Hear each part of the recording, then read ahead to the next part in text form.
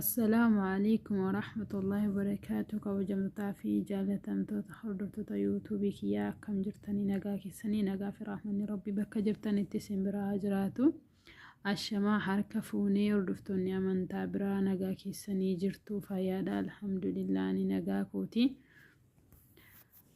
akkasii obboleeyyan kiyyaa kabajamtootaa fi jaallatamtoonni hordoftoonni kiyyaa yuutuubii kiyya sabiskiraayib sheer laayik na gochuudhaan na jajjabeessaa isiniin jedha. Inshaallah irraa oolmaa kiyya viidiyoo iddoo bareeda wayoolee sana waliin daawwanna jechuudha. Viidiyoon kiyyaa makitti jira addaan na jalaa dhaabbatee ture. Asinillee kun bakka kana jira. Bakka nyaannitti godhamu bakka viizaan garaagaraatti itti godhamu asiinillee akka kanaa iddoo kanaan ni jira.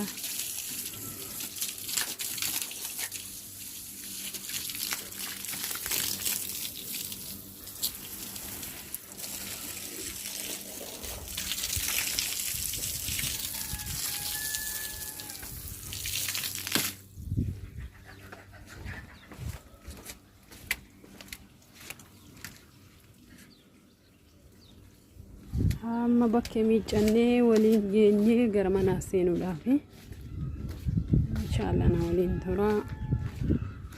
Asitti iddoo kana sin agarsiisa. Asirraan darajaadha subhaanallah booda bahee sin agarsiisa waan ni fakkaatu.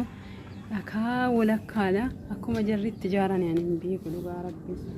Asiin immoo saalaadha kunuuti. Alarra kan taa'amu sana jechuudha saalaa mana keessaa otoo hin taane. Keessummaan dhufuu iddoo kana taa'u iddoo bareedaa kunillee haala kanaan asiin laala akka jiru dhakaadha jechuudha. Gaara jechuudha dhakaan gaara qulqulluudha. Boodallee gubbaa bahee sin agarsiisa waan fakkaatu daawwadhaa isiniin jedhaa. Asiinillee haala kana boodarra immoo gubbaa isaa bahee guutuu isaa sin agarsiisa. Asiin maashinii aayiskiriimiiti miiccaa oola jechuudha. Kana fakkaata.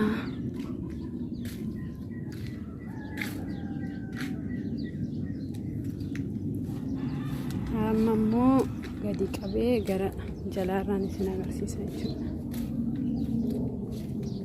Nuti iddoo daa'imman itti taphatanudha.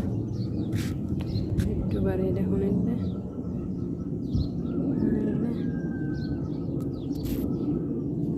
Asiin keessan amma jiraanii kan nama biraallee ni jira.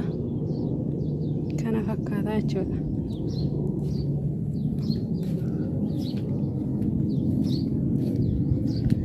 Elaa seesan ani hin beeku quruphee ta'ee bosonuu ta'ee hin beeku waansa maqaa si yaddaan hin beeku namni beektan yoo jiraatte komantii jala nakaa quruphee yookiin bosonuu kan jedhan sanii jechuudha. Kunooti waan isiin fakkaattu kunoo laala.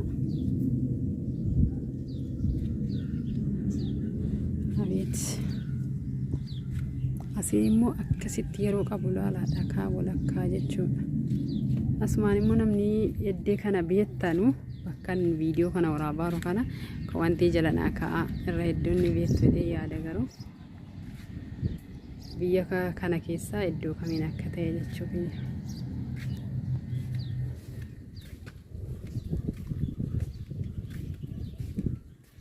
Amma ala xumurannee kara keessaa seenaa jechuudha. Inshaallah waan keessa jiru amma keessa seennee qulqulleessuutti deemnaa jechuudha. Jala gubbaa kanarraan illee waan fakkaatu jechuudha. Manni kana jala garuu sanaa ol dhakaa ajaa'ibaatii jechuudha. Akkasii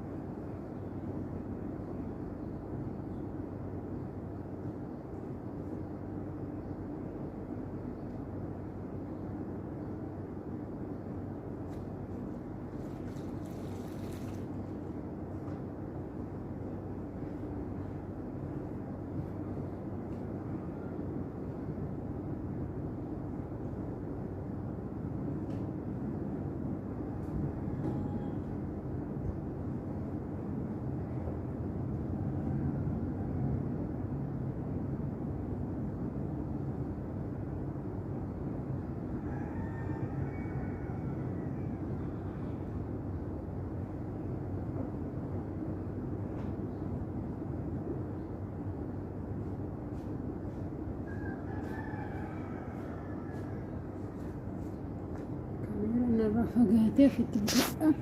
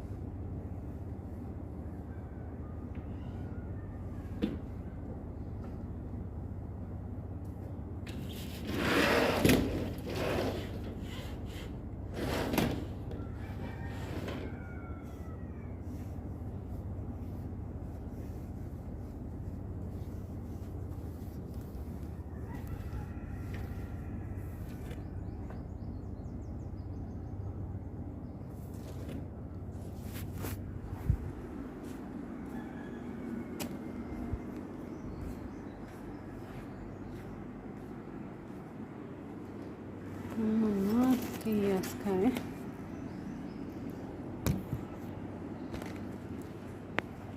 Bagadan Dangara Gara-gara population natural.